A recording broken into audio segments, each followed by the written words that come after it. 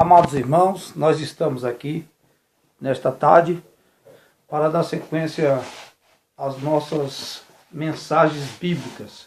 E nesta oportunidade eu quero pedir perdão aos irmãos, porque ontem foi feito a gravação de ontem, mas eu não consegui postar, pois estou aprendendo a mexer na internet. Mas estamos aqui nesta oportunidade e eu quero trazer uma reflexão aos nossos corações, dando sequência ainda à mensagem que intitulamos no sábado à tarde como Milagres no Litoral de Israel, onde Pedro, cheio do poder de Deus, desce de Jerusalém, a capital, e vai para o litoral. E ao chegar no litoral, na cidade de Lida, ele cura, através do poder de Deus, um homem chamado Enéas, que jazia 8 anos numa cama. Aquilo é notório a todos os moradores de Lida e também de Sarona, que era vizinha. Aquelas cidades foram impactadas pelo poder de Deus e o povo ali glorificava ao Deus de Israel. A ponto que, um pouco mais distante, ainda numa cidade do litoral, portuária, cidade de Jope, Pedro, cheio do Espírito Santo, dá o prosseguimento até a cidade de Jope, onde Tabita ela é ressuscitada. Dorcas recebe a vida de novo pelo poder da oração que fora feita pelo apóstolo Pedro. Mas nós vemos que não para por aí. Entendemos então uma cura divina, a cura de Enéas. Entendemos também uma ressurreição de mortos, porque Tabita já estava lavada e morta, mas Pedro pôs-se de joelho e ela retornou à vida física. E agora eu quero falar com os irmãos acerca de um homem chamado Cornélio, no capítulo de número 10 de Atos dos Apóstolos. No seu versículo de número 6, diz assim. Esse Atos dos Apóstolos 10 e 6. Este se achava hospedado com um certo Simão curtidor, cuja casa ficava à beira do mar, e ele lhe dirá o que deve fazer. Então nós vamos observar na palavra de Deus que existe uma sequência. Pedro, cheio do poder de Deus, cheio do poder do Espírito Santo, no litoral de Israel. Deus o usa, Pedro dá lugar e Deus lhe usa de maneira poderosa. Nós vemos Pedro agora em uma outra cidade, na cidade de Cesareia, onde existia um homem chamado Cornélio, homem bom, temente a Deus. Ele era gentil, fazia parte da corte italiana, mas, embora fosse da corte italiana, era um homem de coração bom e buscava a Deus em oração e fazia muitas esmolas, assim como Dorcas ou Tabita, como queira, também fazia muitas esmolas ali para as viúvas. Também Cornélio abençoava o povo que ali morava perto de si. E o texto vai nos dizer que Cornélio, naquelas orações que fazia, numa tarde, às 3 horas da tarde, ele tem uma visão, quando o anjo do Senhor aparece a ele e diz: Cornélio, as tuas orações e as tuas caridades foram recebidas diante de Deus. Manda chamar lá na cidade de Jope um homem chamado Pedro, que está hospedado na casa de um outro Simão curtidor. Envie homens para lá, para que chame a este pastor. E o texto diz que Cornélio, tendo recebido esta visão, na sua oração, ele envia 2 dos seus servos e um soldado piedoso. E estes homens saem então à busca do pastor Pedro, que estava em Jope. O texto diz que enquanto Estes homens caminhavam à busca de Pedro. Pedro estava em um momento de consagração. O texto da palavra de Deus vai nos dizer que o mesmo Espírito Santo que usara ali o anjo para falar com Cornélio, também estava falando com Pedro. Pedro estava cheio, repleto, transbordando do poder de Deus, e ele estava orando. O texto diz que perto da hora sexta, para nós aqui perto do meio-dia, Pedro teve fome. Ele estava em consagração ali na casa de Simão, o curtidor e jovem, e buscando a Deus em oração e em jejum. O texto diz que ele sobe para o eirado, para ali entregar o seu sacrifício de jejum, a sua consagração, enquanto o povo preparava comida para que ele se alimentasse. Ele tem uma visão celestial. Quando ele vê, em uma visão, em um arrebatamento de sentido, ele consegue enxergar como se fosse um grande lençol descendo dos céus para a terra, como se tivesse atado pelas quatro portas, e descia até a terra onde estava Pedro. E Pedro observava dentro daquele lençol grande, e ele via muitos animais imundos, répteis, quadrúpedes, aves, animais imundos, e uma voz do céu lhe dizia: Pedro, mata e come. Mas Pedro retrucou dizendo: Senhor, eu como judeu nunca coloquei coisa imunda na minha boca. Mas a voz pela segunda vez lhe diz: não consideres tu imundo aquilo que Deus purificou. Diz o texto bíblico que Pedro resiste, e isso acontece por 3 vezes. E depois de ter sido revelado por 3 vezes, aquele grande lençol, ele é erguido aos céus e tudo se recolhe no céu. Pedro não entende a visão, mas fica então pensando o que seria aquela visão, o que seria aquele sonho com aquele lençol. Neste mesmo instante, quando Pedro ainda está pensando nesta visão, nesta revelação, neste arrebatamento de sentido, aparecem os homens enviados por Cornélio, chamando na casa de Simão o curtidor. E Pedro recebe aqueles homens, porque o Espírito Santo já falara com ele: não temas de seguir com estes homens, porque eles estão aqui enviados pelo Espírito Santo, para que tu vás então até a casa de Cornélio em uma outra cidade chamada Cesareia, e ali lhe fale da palavra de Deus. O texto diz que Pedro recebe, hospeda os homens enviados por Cornélio, e no outro dia eles partem.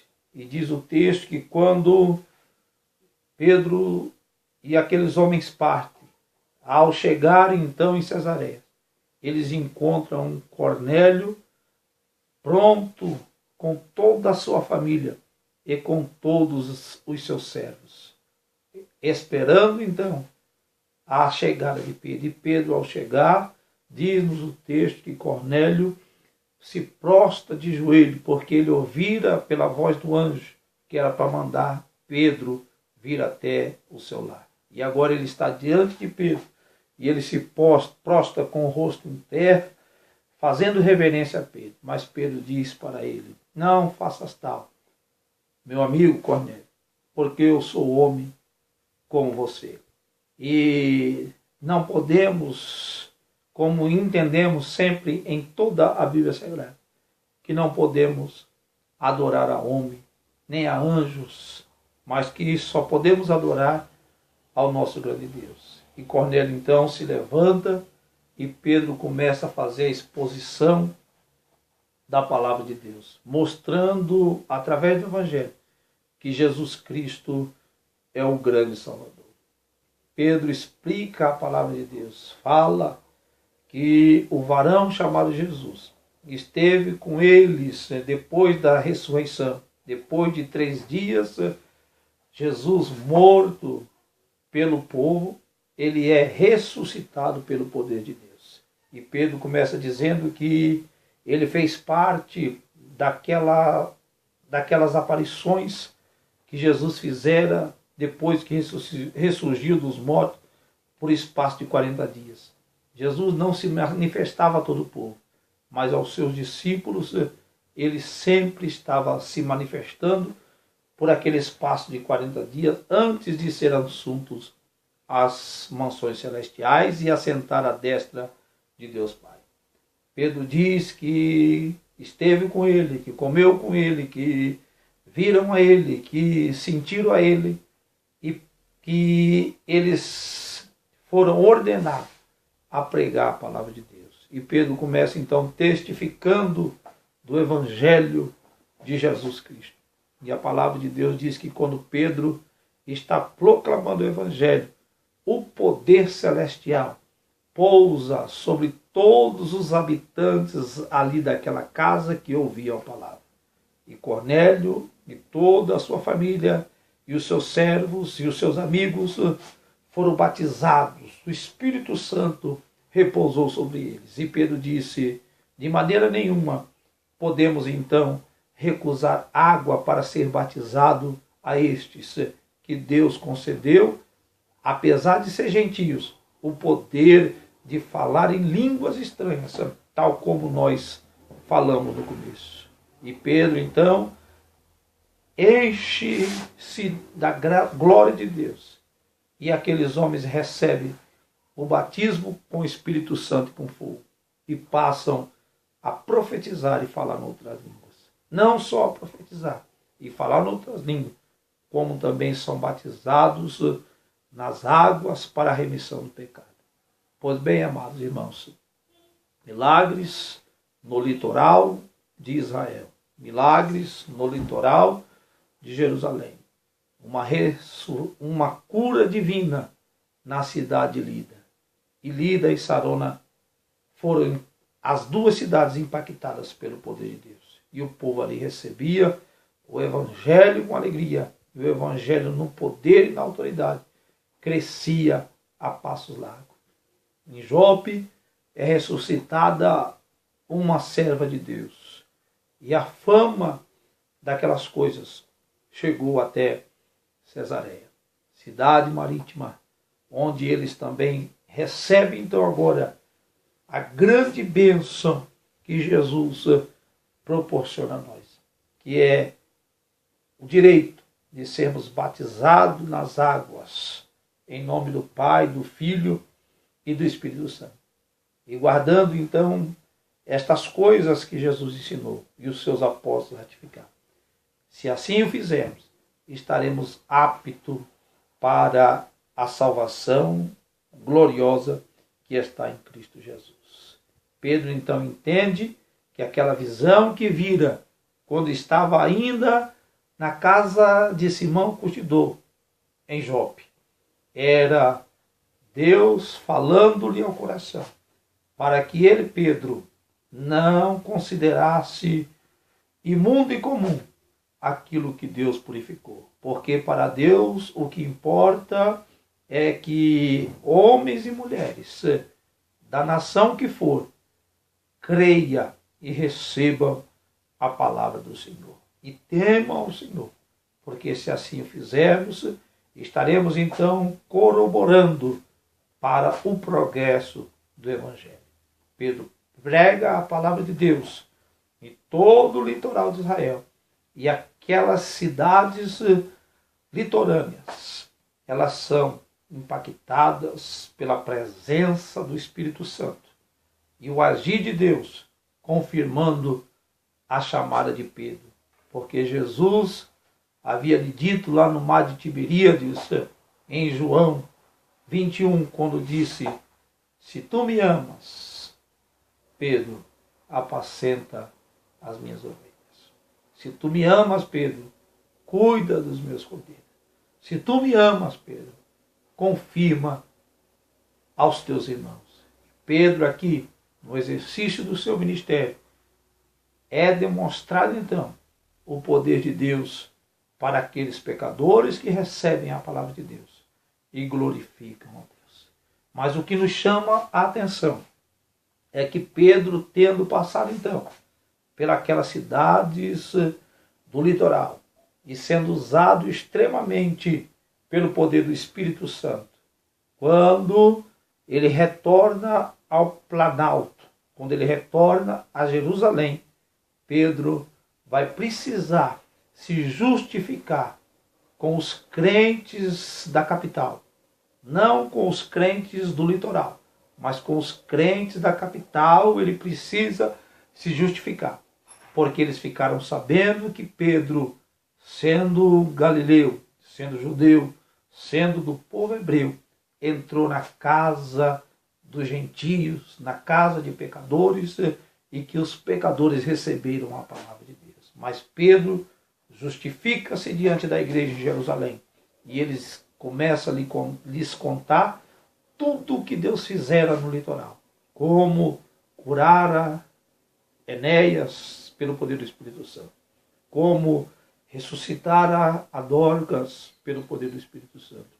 E como também, através da graça do Senhor, aqueles homens e mulheres receberam a palavra de Deus, glorificaram a Deus e receberam então a grande dádiva que é a salvação que está em Cristo Jesus.